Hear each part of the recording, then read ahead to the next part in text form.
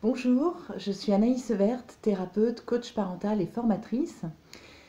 Aujourd'hui, j'ai décidé de vous faire découvrir 3 points de repère issus de la méthode ESPER de Jacques Salomé pour apprendre à mieux vivre avec ses enfants, pour apprendre à avoir des relations plus vivantes, plus créatives avec nos enfants.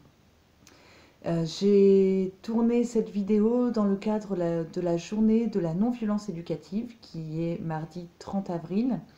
Cette journée, en fait, elle a été instaurée en France par Catherine Dumonteil-Crémer. Et au départ, c'était une initiative qui venait des États-Unis. C'est une journée qui sert à promouvoir la non-violence éducative, c'est-à-dire des moyens autres que la violence pour élever nos enfants. Des moyens autres que la violence physique, psychologique, verbale. Alors, je ne sais pas si vous avez déjà entendu les dernières statistiques concernant les enfants, les morts des enfants. Je suis désolée, c'est pas très gai, mais je pense que c'est important d'en parler. Actuellement, en France, il y a un enfant qui meurt tous les 5 jours sous les coups de ses parents. Et ce sont vraiment des chiffres qui font froid dans le dos, ce sont des chiffres terribles. Je pense qu'on est tous responsables chaque fois qu'un enfant est maltraité, dans le sens où nous devons tous tout faire pour éviter ça et promouvoir d'autres façons d'être en relation. Alors voilà, ma contribution à moi, c'est de vous proposer quelques repères issus de la méthode ESPER, puisque c'est une pédagogie de la communication. Et comme le dit le psychologue Jacques Salomé, le psychosociologue, pardon, Jacques Salomé, le seul antidote non violent à la violence, c'est la communication. Donc aujourd'hui en France, on a encore beaucoup de progrès à faire. Il faut savoir qu'il y a une loi qui a été adoptée par l'Assemblée nationale en première lecture qui vise à interdire les châtiments corporels sur les enfants. Et cette loi doit passer au Sénat, mais pour l'instant, elle est un peu bloquée. Il ne se passe pas grand-chose, mais bon, on a espoir que ça finisse par aboutir. Mais voilà, en France, c'est quand même assez long. Mais je rappelle toutefois que aujourd'hui déjà, toute forme de violence est interdite, quelle que soit la personne sur qui elle s'exerce. Voilà, donc je voulais vous parler donc aujourd'hui de la méthode ESPER de Jacques Salomé. La méthode ESPER, ça signifie énergie spécifique pour une écologie relationnelle essentielle. Donc en fait, tout simplement, c'est une pédagogie de la communication qui a été créée par Jacques Salomé, psychosociologue qui a écrit une soixantaine d'ouvrages sur la communication et les relations humaines. Et cette méthode, elle s'applique à toutes les relations et plus spécifiquement à la relation parent-enfant. Donc j'ai décidé de partager avec vous 3 concepts, 3 repères qui moi m'aident beaucoup dans ma parentalité, qui aident beaucoup les parents que j'accompagne puisque je m'appuie principalement sur cette méthode-là pour accompagner les parents en coaching parental. Alors le premier repère, le premier point de repère que je vais vous proposer issu de la méthode ESPER, c'est la différence entre un besoin et un désir. Nos enfants ont, comme tout un chacun, tout un tas de besoins. Des besoins essentiels, des besoins vitaux, des besoins fondamentaux. D'être en bonne santé, des besoins physiologiques, ils ont besoin d'une alimentation saine, ils ont besoin de pouvoir respirer, ils ont besoin d'espace, ils ont besoin de jeu, ils ont besoin de sommeil, ils ont besoin qu'on réponde à leurs besoins physiologiques, matériels, besoin de sécurité, besoins affectifs bien sûr, besoin de tendresse, besoin de câlin.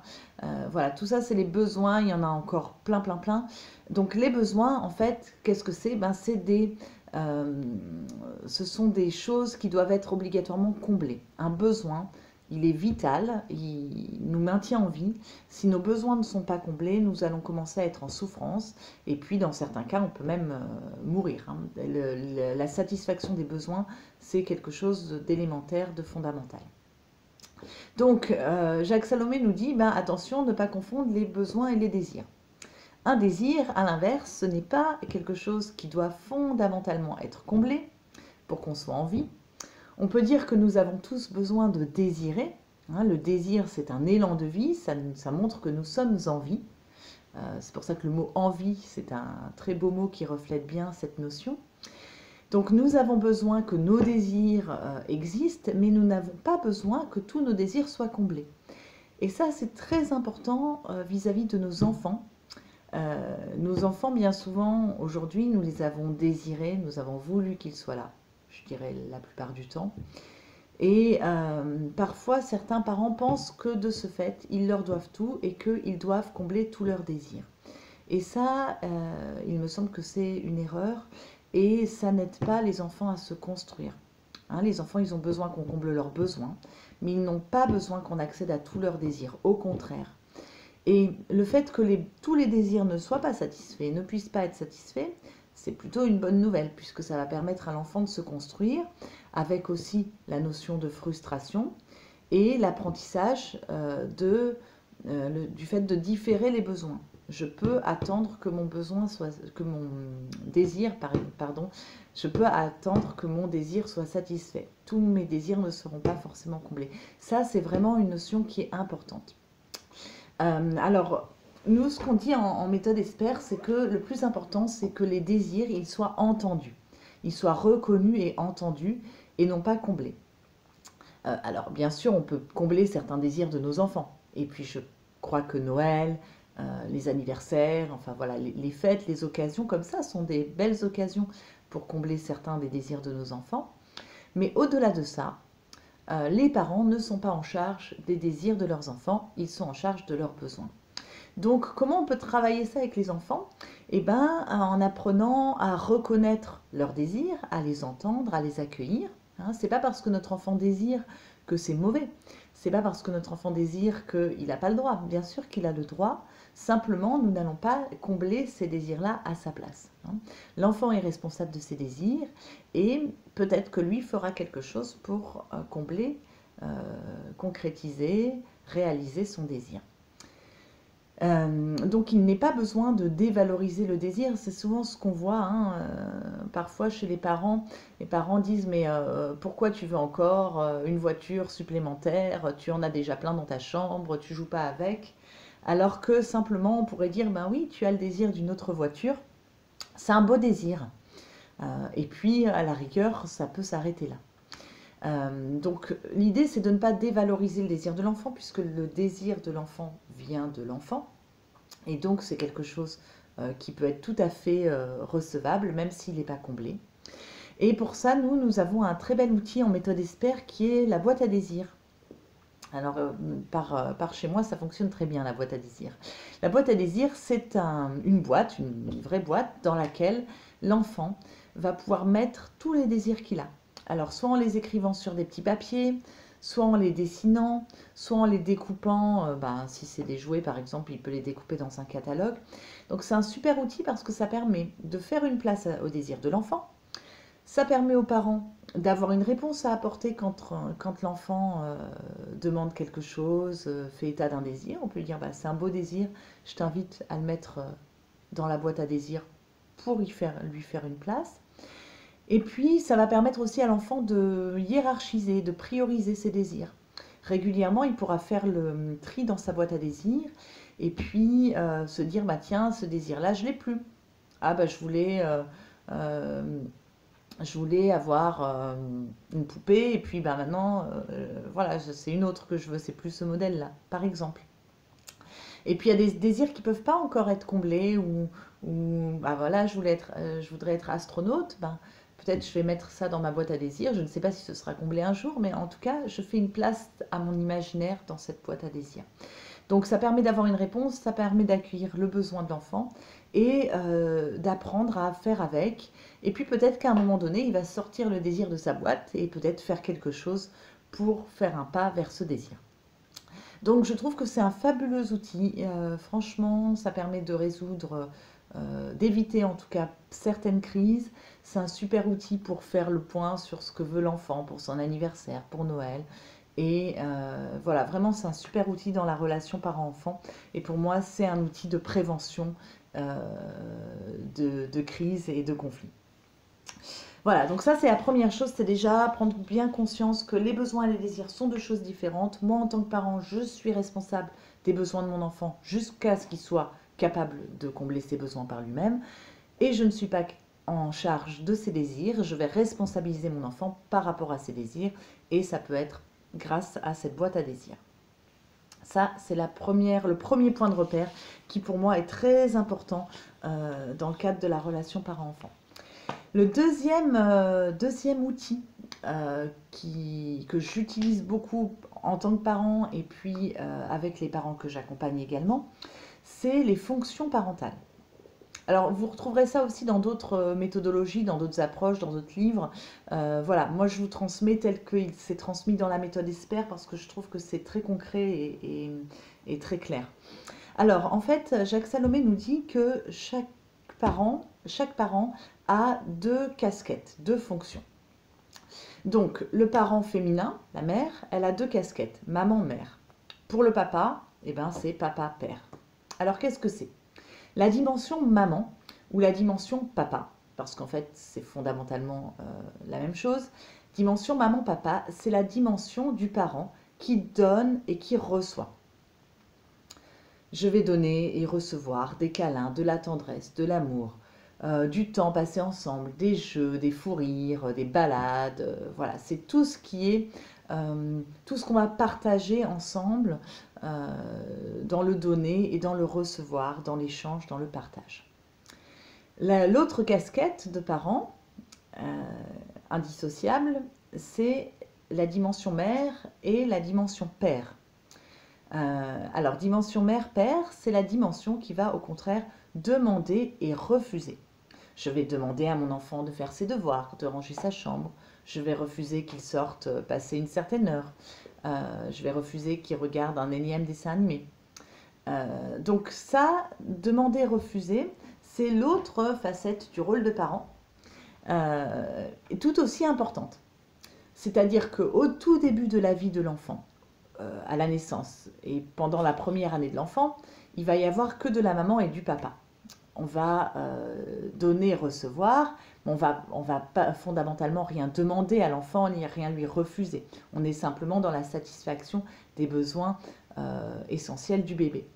Et puis petit à petit, l'enfant grandit, il commence à explorer autour de lui et on va commencer à lui dire stop, non, pour pas qu'il touche à la prise par exemple, pour pas qu'il touche aux objets qui sont sur la table.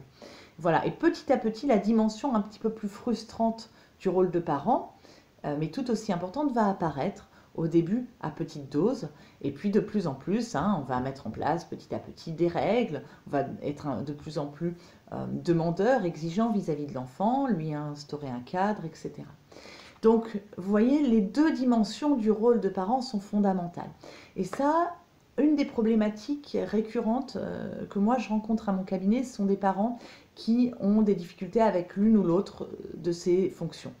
C'est-à-dire, par exemple, des mamans qui veulent être que maman, qui ont du mal à être mère. Ou au contraire, elles sont que mères, et puis elles ont oublié d'être maman, elles sont beaucoup dans les exigences. C'est pareil pour les papas, pour les pères. Voilà, donc une des questions qu'on peut se poser pour réfléchir à son rôle de parent, tiens, moi, dans la relation avec mon enfant, est-ce que je suis plus maman ou est-ce que je suis plus mère? Est-ce que je suis plus papa ou est-ce que je suis plus père? On peut aussi se demander, dans notre couple de parents, qu'est-ce qui est le plus présent? Est-ce que c'est bien équilibré? Parce que des fois, on voit, par exemple, il y a seulement un père et seulement une maman. D'accord? C'est le père n'est pas papa et la maman n'est pas mère. J'espère que vous me suivez.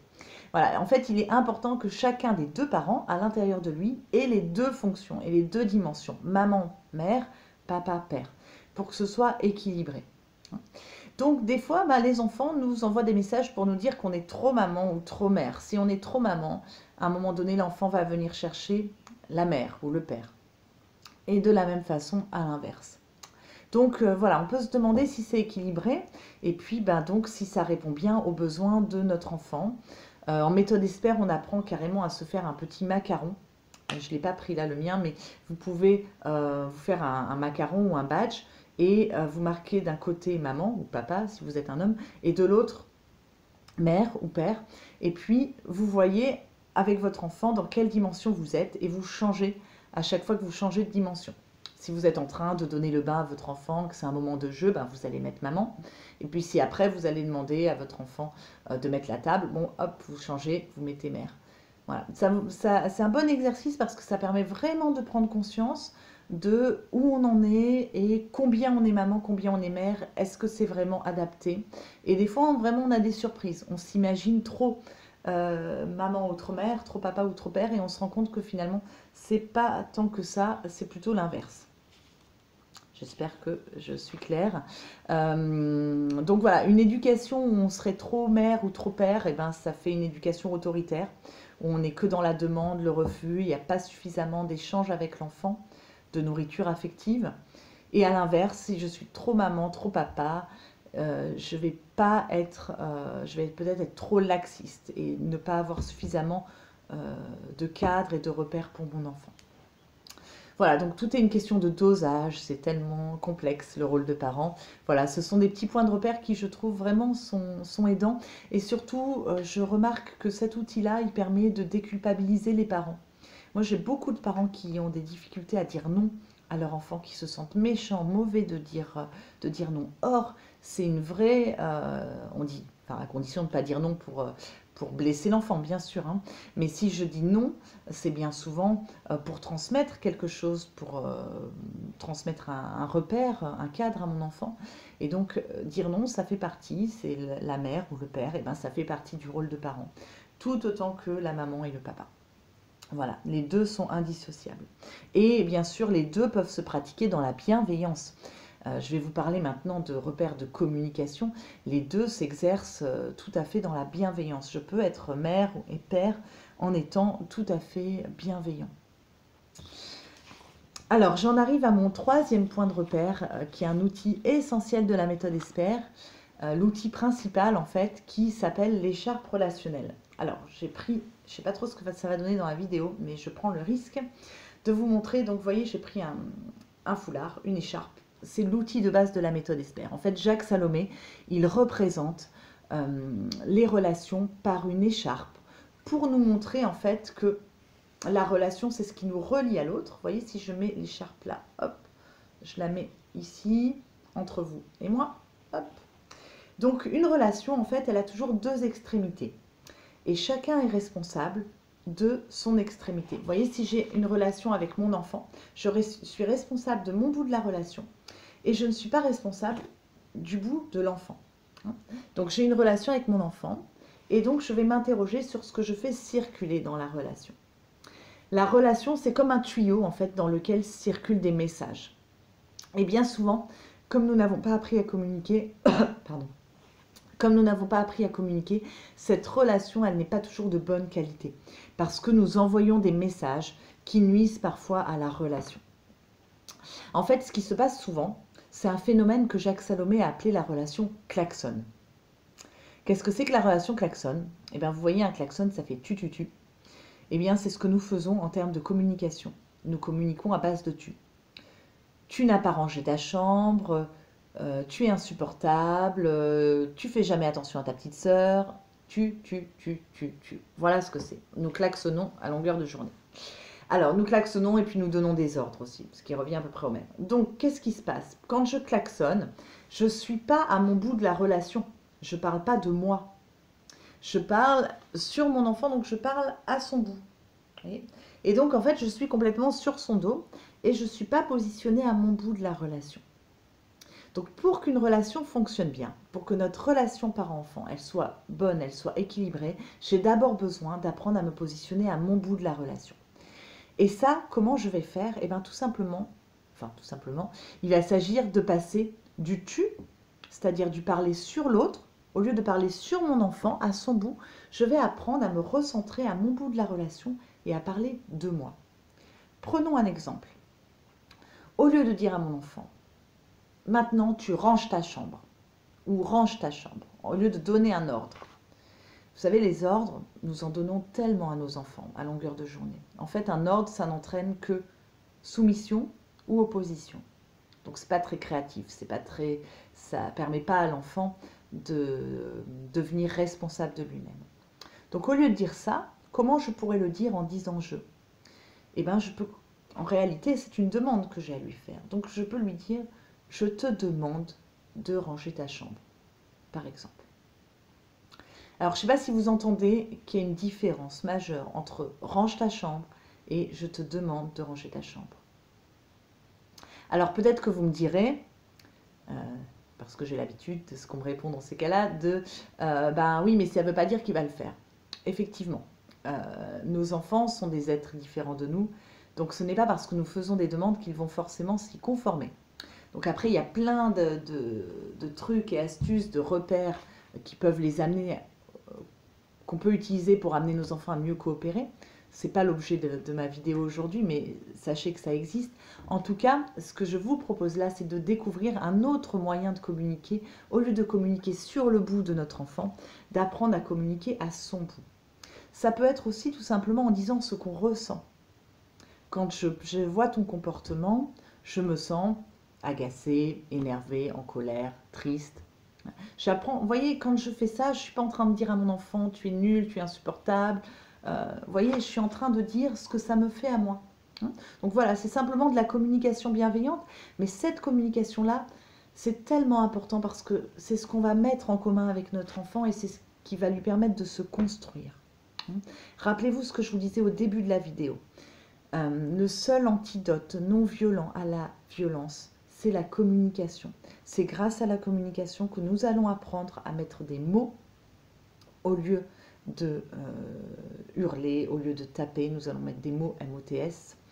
Et notre enfant, lui, par empathie, par assimilation, par transmission, lui aussi, il va apprendre à mettre des mots. Donc c'est une spirale, la bienveillance, la communication bienveillante, c'est une spirale vertueuse dans laquelle plus on communique correctement, plus notre enfant communique correctement, plus la relation s'améliore. Voilà. Alors, quelle que soit votre situation actuelle, quel que soit ce que vous traversez avec vos enfants, sachez qu'il est toujours possible de s'amarrer à ces quelques points de repère. Il est possible de distinguer besoins et désirs pour mieux vivre avec ses enfants. Il est possible d'occuper toutes ces fonctions parentales, maman, mère, papa, père. Et il est possible d'apprendre à dire je pour arrêter d'accuser, de dévaloriser ou d'ordonner à nos enfants.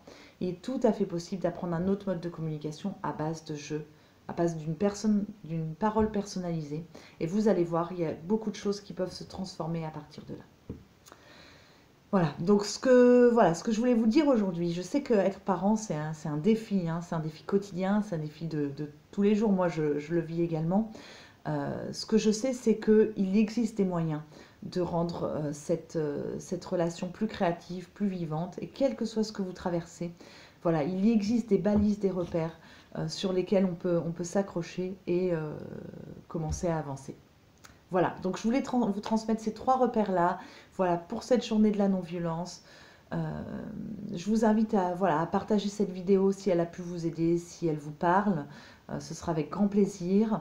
Sachez que si vous rencontrez des difficultés dans votre rôle de parent, voilà, mon métier c'est thérapeute, coach parental, et si vous avez besoin, je peux vous accompagner.